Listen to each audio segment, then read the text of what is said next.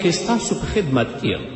زموږ د نننۍ خپرونې موضوع بیا هم د محمد رسول الله صلی الله علیه وسلم مبارک سیرت. کله چې د رسول الله صلی الله علیه وسلم نیکه عبدالمطلب وفات شه، نو د رسول الله صلی الله علیه وسلم تربیت او د محمد رسول الله صلی الله علیه وسلم روزنه د رسول الله صلی الله علیه وسلم سکنی تر ابو طالب کوله. او ابو طالب به د رسول الله صلی الله علیه وسلم روزنې ته دومره متوجه و چې هغه به په خپلو اولادونو او په خپلو زامنو ډیر اوچت ګڼه.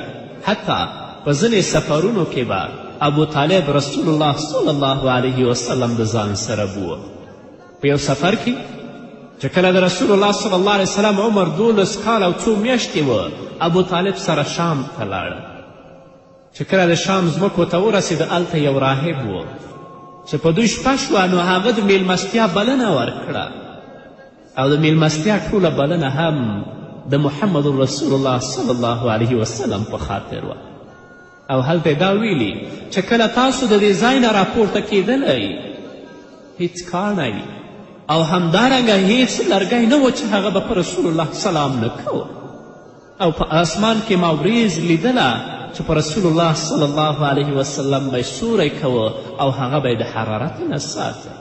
هغه هلته د رسول الله په رسالت باندې شاهدي ورکړه او ابو طالب ته دا توصیه وکړه چې د خپل وراره بیرته مکې ته واستوه، تر څو چې د شام یهودیان دې ته څه آسیب او تکلیف ونه رسوي. همدارنګه د محمد رسول الله صلی الله علیه وسلم پالنه الله کوله، ځکه محمد رسول الله صلی الله علیه وسلم د جاهلي ناوړه عادتونو څخه لرې د الله په حفظ و امان کې رالوی شه. په ټوله قبیله کې تر ټولو زیات د مروت او ښو اخلاقو څښتن و، تر ټولو زیات حیادار و، تر ټولو زیات ریښتینی و، تر ټولو زیات امانتدار و او تر ټولو زیات د بدو اخلاقو څخه لرې و، تر دې چې په قوم کې ورته د امین او صادق لقب ورکړی شوی و. رسول الله خپلولي پالله، د خلکو سره به مرسته کوله، د میلمنو قدر و عزت یې کاوه، د نیکي او خیر په کارونو کې مرستندوی و، د خپل لاس له ګټې څخه یې خوراک کوه او په لږه روزي قناعت کوه. کله چې محمد رسول الله صلی الله علیه وسلم د 14 یا 15 کلونو شه، د قریشو او قیس ترمنځ د فجار په نامه جنگ پیښ شه چې رسول الله صلی الله علیه وسلم پکې ګډون درلود او خپلو کاکاګانو ته یې غشي ورکول، هغو سره یې مرسته کوله. نو محمد رسول الله صلی الله علیه وسلم په دې جګړه کې ونډې اخیستلو سره جنگي تکتیکونه او همدارنګه عسکري فنون زده کړل. نو اوس چې کله د محمد رسول الله صلی الله علیه وسلم عمر 25 کلو ته رسیږي، هغه خدیجة الکبرا رضی الله تعالی عنها سره واده کوي. خدیجه رضی الله عنها د عقلمندي، نیکو اخلاقو، د مال د کثرت په لحاظ د قریشو ښځو سرداره وه. یعنی د رسول الله نه مخکې بل خاوند درلوده په نامه د ابو هاله، هغه وفات شوی و. نو خدیجة الکبرا کونډه وه. نو خدیجة الکبرا چې کله رسول الله سره واده وکړه، د رسول الله صلی الله علیه وسلم عمر 25 کاله و او د خدیجة الکبرا عمر 40 کاله و. او خدیجة الکبرا تاجره او سوداګره ښځه وه چې هغه به سړو ته د خپل مال په مضاربت او تجارت سره ورکوه، او قریش هم تاجر خلک ول. نو یو ځل محمد رسول الله صلی الله علیه وسلم د خدیجة الکبرا مال سره شام ته لاړه. د نورو سفرونو نه کم سفر چې رسول الله د خدیجة الکبرا مال سره کړی و، په دې کې ډیره زیاته ګټه وه. نو خدیجې رضی الله عنها د رسول الله ریښتیني صداقت، نیک اخلاق او خیرخواهي تجربه کړل او د هغه لوړ شان او حیثیت ورته معلوم شو. په داسې حال کې د قریشو ډیرو معتبرو خلکو د خدیجة الکبرا نه د واده غوښتنه کړې وه، خو خدیجة الکبرا رد کړې وه. اما خدیجة الکبرا په خپله محمد رسول الله صلی الله علیه وسلم ته د واده پیغام استوي. او د رسول الله صلی الله علیه وسلم نه د واده غوښتنه کوي. رسول الله صلی الله علیه وسلم خپلو ترونو سره مشوره کوي. د دې نه وروسته سید الشهدا حضرت حمزه رضی الله عنها چې د محمد رسول الله تره دی د رسول الله صلی الله علیه وسلم لپاره پر خدیجة الکبرا مرکه کوي او د خدیجة الکبرا رضی الله عنها د کورنۍ د موافقې څخه وروسته د رسول الله صلی الله علیه وسلم بل کاکا ابو طالب د نکاح خطبه لولي او دا نیکمرغه واده ترسره کیږي. نو خدیجة الکبرا لومړنۍ ښځه وه چې رسول الله صلی الله علیه وسلم هغې سره واده وکړه او له ابراهیم پرته د رسول الله صلی الله علیه وسلم ټول اولادونه د خدیجة الکبرا نه زیږېدلي. 6 اولادونه د خدیجة الکبرا دي. یو زوی د محمد رسول الله په نامه د ابراهیم هغه د ماریې قبطیې نه زیږېدلی دی. نو کله چې د محمد رسول الله صلی الله علیه وسلم مبارک عمر په 15 سپرلي کې داخل شو، قریش راټول شول او په دې تړون وکړه چې د کعبې پخوانۍ ودانۍ به موږ او تاسو نړوو او په اساسي توګه به بیا ودانوو او کعبې ته به چت هم ورکوو، ځکه مخکې کعبې چت او بام نه درلود. خو کله چې د کعبې د خونې دیوال د حجر اسود د ایښودو ځای پورې راورسید، د قریشو د قبیلو ترمنځ د حجر اسود په ایښودو او د دې شرف او عزت په لاسته راوړلو کې اختلاف پیدا شو. هرې قبیلې دا غوښتل چې د دې جنتي ډبرې او کاڼي د پورته کولو او ایښودلو افتخار هغوی ته ور په برخه شي. هرې قبیلې به دا ویلي چې حجر الاسود به موږ دلته په دې دیوال کیږدو. این تر دې چې خبره د خونړۍ جګړې د پیښېدو تر حده ورسېده او هرې قبیلې د جنګ لپاره ځان تیار که.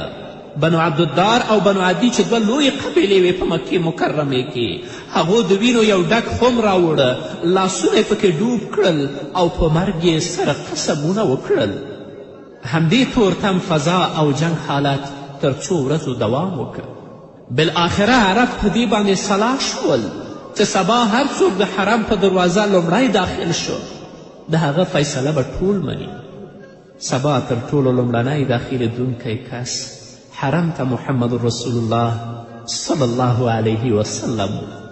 کله چې قریشو محمد رسول الله صلی الله علیه وسلم ولیده، ټولو په یو آواز وویل دا امین، دا ریښتونی دی، دا محمد دی، موږ د دې په فیصله باندې راضي یو. نو محمد رسول الله صلی الله علیه وسلم په ډیر لوړ حکمت سره د دې فتنې مخه ونیوله او د خونړۍ جګړې وریځې د قریشو له آسمان څخه وشړلې. تاسو د محمد رسول الله حکمت ته اوس ګورئ چې څومره په حکمت باندې د دې فتنې او د دې جګړې مخه نیسي او په مکې مکرمه کې چې کومه لویې قبیلې ژوند کوي هغه ټولې د حجر الاسود په ایښودلو کې شریکه وي. محمد رسول الله صلی الله علیه وسلم د خپل مبارک صادر هواروي او حجر الاسود را اخلي، په دې صادر کې ږدي په خپلو مبارکو لاسونو.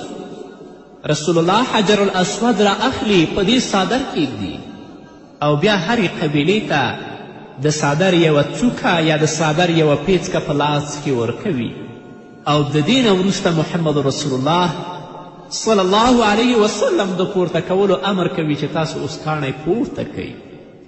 نو کله چې ډبره او حجر الاسود د ایښودو ځای ته ورسېدله، رسول الله صلی الله علیه وسلم حجر الاسود په خپلو مبارکو لاسونو په هغه معین ځای کې کیښوده او د دیوال د پورته کولو کار بیا پیل شو او په دې توګه د فتنې او جنگ مخه ونیول شوه او دا ټول حکمت الله رب العزت محمد رسول الله صلی الله علیه وسلم ته وښودلی و.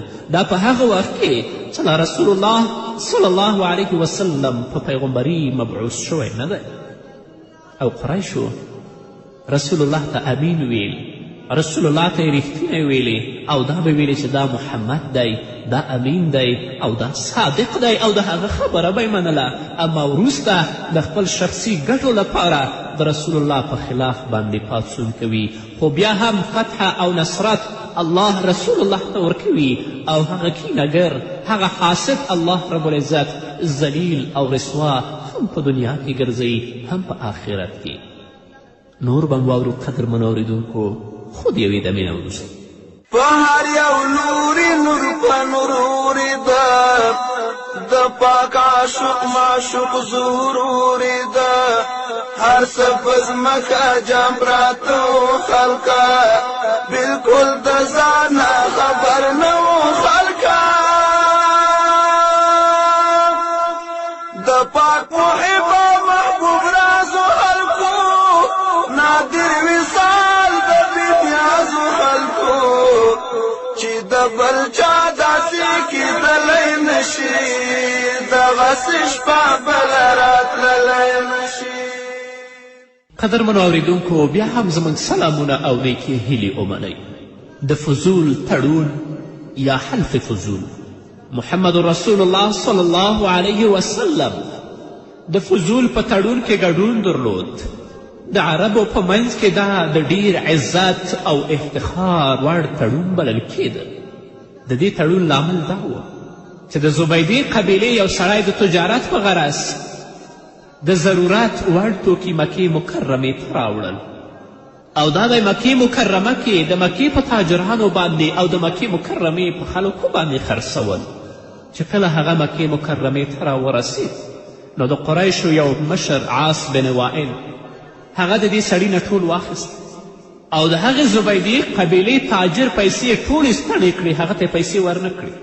نو د زبیدې قبیلې غړی د قریشو مشرانو ته ورغی او له هغوی څخه یې وغوښتل چې د عاص بن وائل څخه د حق په اخیستلو کې دې سره مرسته وکړي او دې سره همکاري وکړي. لکن د قریشو مشرانو او سردارانو د عاص بن وائل د اجتماعي حیثیت په نظر کې نیولو سره د زبیدې قبیلې مشر او هغه تاجر وراټه او هغه سره هیڅ کمه مرسته ونه کړه. بیا هغه لاړه د مکې مکرمې نورو مشرانو ته ورغی او د هغوی نه د مرستې او همکاري غوښتنه وکړه چې زما پیسې د عاص بن وائل نه واخلئ. نو په دې سره د څو تنو بامروته او زړورو خلکو احساسات او جذبات په جوش کې راغلل. خلک یې د عبدالله بن جدعان په کور کې یوې غونډې ته راوبلل او د الله په نوم یې په دې خبره باندې ژمنه او تړون وکړه چې تل به د مظلوم تر څنګ ودرېږي او د ظالم څخه به د هغې حق اخلي. نو عربانو دا تړون د حلف فضول په نامه یاد کړ. د دې غونډې څخه وروسته ټول په ګډه د عاص بن وائل کور ته لاړل او د هغې څخه یې د هغې زبیدې قبیلې سوداګر پیسې او مال واخیستل، هغه ته تسلیم کړ. رسول الله صلی الله علیه وسلم به په دې تړون باندې ډیر افتخار کوه او رسول الله به په دې تړون باندې ډیر ټینګ ولاړ و، تر دې چې د مبارک بعثت څخه وروسته ویل د جاهلیت په زمانه کې د عبدالله بن جدعان په کور کې یو تړون کې شریک شوی یم، که اوس د اسلام په وخت کې داسې تړون ته وبلل شم دا بلنه به قبوله کړم. په دې تړون کې شریکو خلکو دا ژمنه وکړه چې حق حقدار ته وسپاري او ظالم په مظلوم غلبه او تسلط پیدا نه کړي. رسول الله صلی الله علیه وسلم په دې تړون کې هم ګډون کړی. د الله رب العزت حکمت، د الله رب العزت تربیت په دې کې دی چې رسول الله صلی الله علیه وسلم امي او بېسواده ستر شي، چې نه په لوست پوهیږي او نه په لیک باندې، تر څو د اسلام د دښمنانو د تهمت او بدګماني دفع شي. نو د الله رب العزت کلام دې خبرې ته داسې اشاره کوي لکه سورة عنکبوت 48 آیت کې وما كنت تتلو من قبله من کتاب ولا تخطه بیمینک اذا لارتاب المبتلون.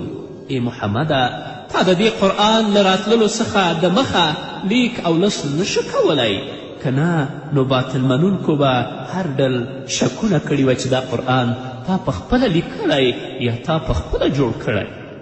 همدارنګه قرآن په بل ځای کې رسول الله صلی الله علیه وسلم ته د امی لقب ورکړی، لکه په سورة اعراف په 150 آیت کې الذین یتبعون الرسول النبی الأمی الذي یجدونه مکتوبا عندهم فی التوراة والانجیل. هغه خلک چې د امی پیغمبر او رسول پیروي کوي، هغه رسول چې د هغوی په کتابونو تورات او انجیل کې یادونه او ذکر شوی دی. کله چې د محمد رسول الله صلی الله علیه وسلم عمر 40 کلو ته رسیږي، د نیکبختي د پسرلي وږمې راخپرې شوې، د بعثت وخت را رسیدلی و. همدا د الله سنت دی چې کله ترږمې سختې او بدبختي اوږده شي، د رڼا څپې ورپسې رالیږي. دا د الله سنت دی چې کله ترږمې سختې شي او بدبختي اوږده شي، د رڼا څپې ورپسې رالیږي.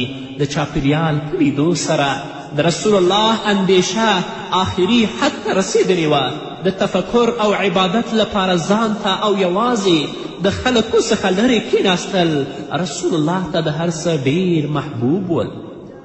نو رسول الله به د مکې مکرمې څخه اوت او په کندو او غرونو کې به دومره وړاندې لاړو چې د مکې د خلکو کورونه به د محمد رسول الله صلی الله علیه وسلم نه پناه شول، او په هره ونه او ډبره به چې محمد رسول الله تیرېدل، هغو به ورته ویل چې السلام علیکم یا رسول الله. لا په پیغمبري نه دی مبعوث، خو رسول الله چې په هره ونه او په هره ډبره باندې تیریږي، هغه آواز کوي چې السلام علیکم یا رسول الله.